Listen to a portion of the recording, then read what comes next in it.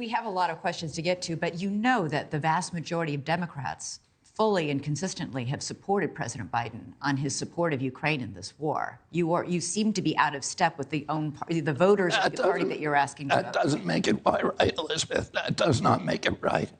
We need to be a moral nation. We need to restore our moral authority around the world.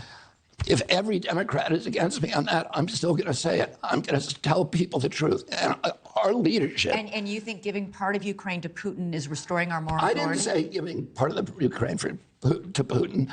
Putin agreed originally to leave Ukraine alone if we sign the agreement.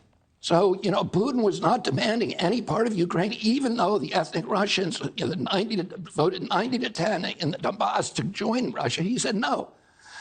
Oh, I don't know what the negotiation would look like exactly, but I know what they agreed to before, and it was a reasonable agreement. They just did not want NATO to go into Ukraine, and we said we don't care. By the way, when we originally said that we were going to do this, George Kennan, who is the most important diplomat in American history, he was the architect of the containment policy after World War II. He is a deity in American statesmanship. He said, if you go into the Ukraine, you're going to force the Russians to have a violent response.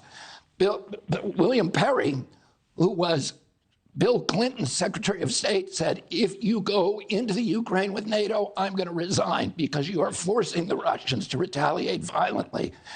And William Burns, who is now the head of the CIA, was then the U.S. ambassador to the Soviet Union, said the same thing.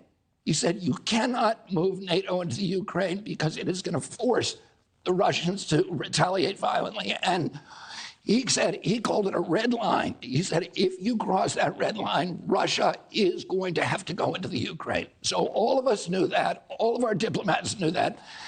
And the comic book depiction that the American people have been told by their leadership, I want to tell you something. The seats that you're sitting on today, do you know who first had put those seats in here? The very seats you're sitting on. Donahue, Phil Donahue. Phil Donahue was the most important, the most popular daytime host. And do you know what happened to him at the height of his popularity? He told the truth about the Iraq war. He said there are no weapons of mass destruction in Iraq. 2 days later, he lost his job.